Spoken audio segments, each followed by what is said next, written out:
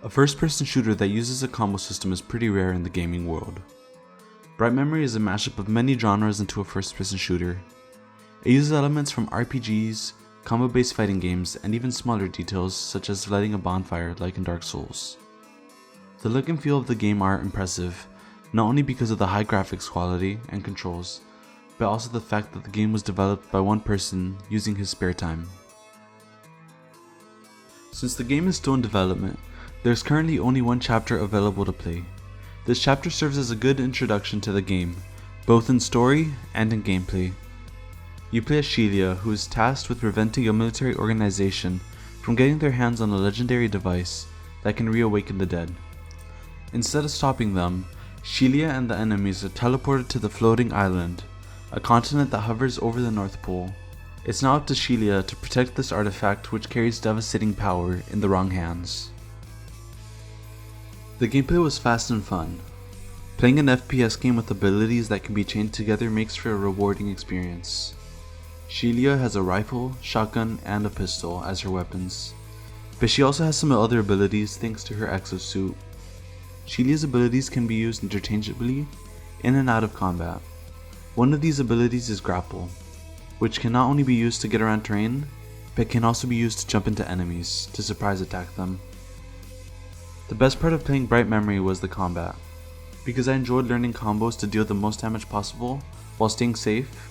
Once you learn how to use your abilities to keep your enemies in check, playing the game will be a walk in the park. While playing, you will collect experience that can be used to upgrade your abilities or unlock new skills. Something I found while playing is that you don't get a visual indicator for killing an enemy. Most of the time, shooter games will give you some sort of indicator for killing an enemy, or they usually die very easily. But in this game, I found myself thinking that the enemies would be dead after a couple of headshots, but that was not the case. This necessarily isn't a bad thing, but it's an added challenge to the game. The game is very good looking, made in Unreal Engine 4, and with the addition of NVIDIA ray tracing, all of the lighting elements and reflections in the game look great. While the game is taxing on PCs, using a lot of resources to run, the game plays very smoothly, even when there is a lot of activity on the screen. There was barely any FPS drops, even in the biggest fights. I was able to see all of the incoming attacks and react just fine.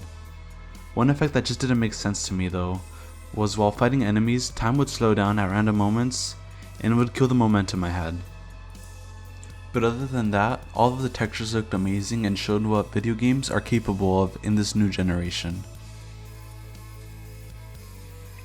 Bright Memory was designed and created initially only with voice acting in Chinese, but since its first release it has now been dubbed over in English.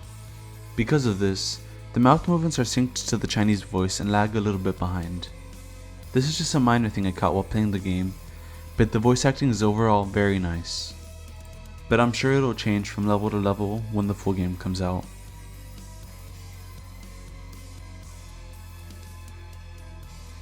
Bright Memory still has a while before the full game comes out, so many of my thoughts on how the game plays could change.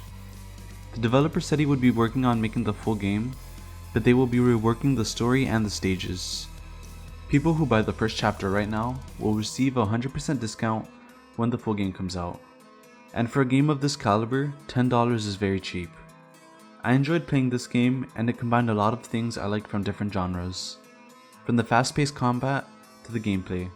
I look forward to the story that will continue to be constructed, and I highly recommend that you guys check out Bright Memory. If you enjoyed the video, please leave a like.